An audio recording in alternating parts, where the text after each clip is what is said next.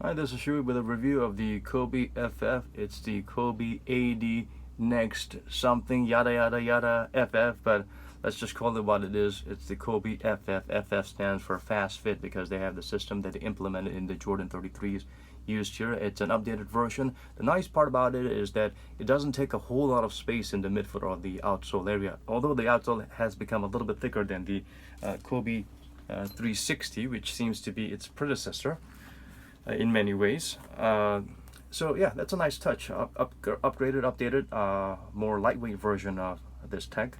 The Jordan 34s didn't go with it because they felt probably it's not exactly the best type of lacing or lockdown system. They try to have a bit of an homage to the Fast Fit BB with this oversized switch that comes all the way to the midfoot and the outsole area. So that's a nice way of telling what the system belongs to. It's a mid-cut, but the lacing, the fast fit system goes only up to about here. They do have a lace that goes back to your ankle, so it provides a further lockdown. But the problem with this is that it only clicks if you pull the eject lever here and try to spread it a little bit further. Yeah. The problem is it does not open up that much and it does not lock down that much, so you kind of got to get your size right. If you have like a particularly narrow feet, you might have trouble having a firm lockdown. If you have a bulky Shrek feet, wide feet, then you might have trouble getting into these shoes and you might not need to lock it down that much, but loosening it might be a bit of a problem. A nice little touch here as I try to secure the Velcro part is that usually, this will be flopping all over the place, right? But they did a nice little innovative thing here where they have another Velcro that connects you here, so you can tap it in place there. It won't come out unless you pull it out. Yeah, that's a nice little touch. I like that. Again, going back to the fast fit system, yeah, now it's up a little bit, but the clicking mechanism that's connected here, that it tries to dial and pull in the laces to tighten this 3 or 4 parts together, but they're very loose. They're tiny wires in a very loose speed lace loop. So you'll see them moving in and out at will. So it's not like you're getting the kind of tailor-made customized lock system with your ordinary average layman caveman lacing system, which I prefer. Here what you have is, and you only get like a couple of clicks here. Listen to the clicks after you've loosened it, only about 2 or 3, and that's about it. 1, 2, 3. That's about it. And you got to pull it like with all your might just to hear that little click and have this have the shoelace lock up a little bit. As you can tell, that's not a huge difference. You don't see that visible difference here, and you don't feel that difference when you have the shoe on. You need to get your right size, otherwise, yeah, this is pretty much like the Adidas Next levels. Once you fit it in, it's got to fit. Maybe a little 3 clicks of tightening and loosening. So that's a little bit of a disappointment there. The upper, if you like the Kobe Exodus, or if you didn't like the Kobe Exodus, you might be a little bit more concerned because it's even more flimsy. There's lycra type of, very thin lycra type of material right on top of the inner booty, which is not that thick either. It's thick enough, these double layers thick enough to provide suffocation, as in not that much of a ventilation, but at the same time there is no firm lockdown. You can actually see your toes wriggling here, just a thin little fuse coating here, but that's not enough. The lace loop is here, so you feel a little bit insecure here with your toes moving about a little bit. So yeah, that's a bit of a problem.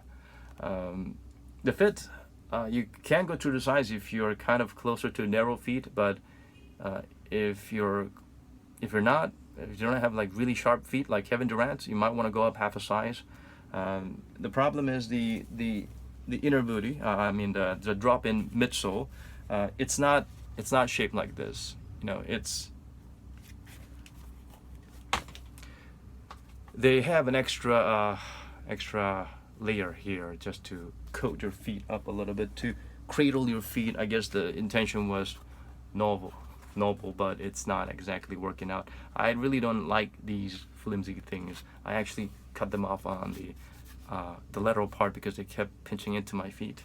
So yeah, I wish they don't do that, but they do have that. And the difficult part about this Kobe FF is you can't remove the midsoles, although they are drop-in midsoles. There's some type of a gluing to prevent the laces and the wiring system from being too exposed, I suppose. I tried to pull it out, but I couldn't. Some people managed to, but I'm afraid it might destroy the shoe, so I'm not going to take the chance. I don't think you can interchange the midsole with something else, because the drop-in midsole itself is really good. I like it.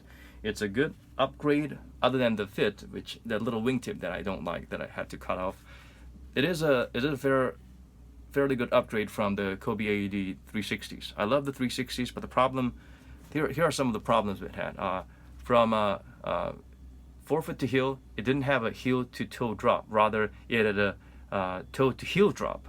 This React material, as you can see, it's kind of same thickness throughout, but they have an extra layer of plastic anti-inversion piece here, with another layer of coating here with some Lunarlon and a special material that can provide a little bit more friction when you have the insole placed inside the shoe. So there are some extra layers here that elevates it further, while here there's nothing. It's just you're totally exposed just to React, and the React bottoms out a little bit, and they bottom out together, but you probably have a lot more weight here because your whole body weight is going to be here. It's in the heel, and you're going to have harder strike and landing here. So naturally this one flattens out further, faster, and there's a huge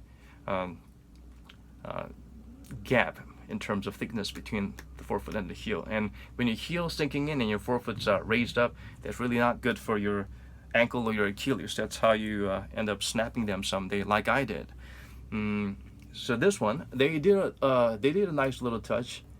This purple bit you see here, from here on, this is all exposed React, and from here on they have a bit of a firmer foam coating around the React, so it provides a little bit more of an elevation and a firmness here, and that's good. There's you can clearly feel this clear heel to toe drop, which isn't going to change. You'll feel the forefoot bottoming out a little bit, but it'll mold to your feet, so it won't be a big of a problem. Well, if it bottoms out as much as the Kobe 360s, that'll be a problem, because after about 6 months of intense wearing, the 360 React bottom out quite a lot.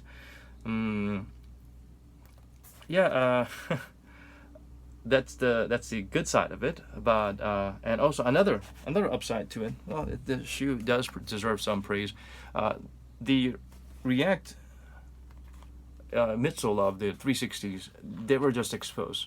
It's just your feet, your socks touching this material, this foam material. So you'll feel some condensation, as in a lot of heat and moisture forming because of your sweat, and you'll feel some kind of a slippage or very unpleasant discomfort with your socks drenching the sweat. When you have just a thin layer of fabric here, it actually helps tremendously by wicking out the moisture a little bit more, and it helps provide some friction and helps the shoe mold to your feet a little bit better. So this was missing here, but the smart thing they did with this was they do have a fabric coating, but the coating starts from above the heel, because the heel area is where you kind of screw things up a lot. As you can tell, as I mentioned before, this is where you get to strike a lot hard, and there's a lot of pressure. So the fabric tends to get warped or peeled off a little bit here, and it provides a tremendous discomfort, and it can lead all the way gradually, and you end up losing this whole layer. So that's a smart move on the part of Nike. Welcome move there. But of course, time will tell how durable the React foam is and how much of a difference in terms of the thickness the new coat of foam provides. I'm not sure if it's Cushlon or EVA. It feels really hard. It's certainly harder than the React, so that provides that lift the cushioning needs.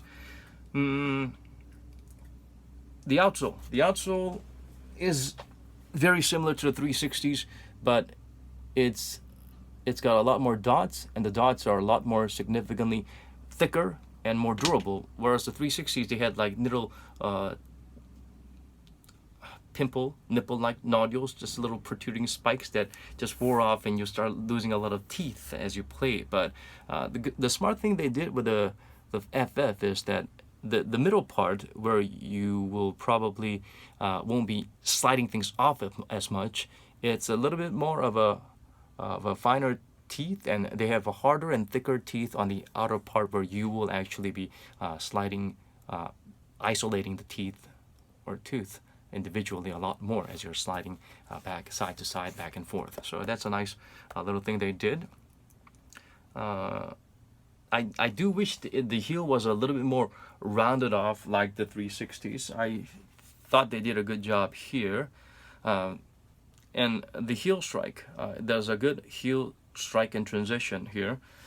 But unfortunately, the FF goes back to the Kobe 9s, where the heel strike is really hard because this 90-degree angle here, there is no absorption or flexibility. So unless you're landing flat on your feet all the time, you're gonna feel that impact, or your ankle being forced into a different position. Once you land, it'll be forced to land like that, and there will be some degree of speed or reaction time stolen from you when you don't transition from heel to forefoot as quickly. There's an extra thick layer of rubber here, so it's very angular, and there's no give, no flex here. So it's not as bad as the Kobe 9s, but it certainly feels like there's a double thud when you land, which is horrible when you're playing ball. It weighs lighter than the Jordan 33s, heavier than the Kobe 360s, about slightly more than 400 grams for a size 9.5. I don't do the conversion to ounces, so you do the math. What else is there? The price, I guess it's because of all the research that went into the FastFit system. But again, I don't really have a lot of praise to give to the FastFit system, except they tried to make it lighter and more compact, I suppose, compared to the 33s. But still work in progress, I suppose.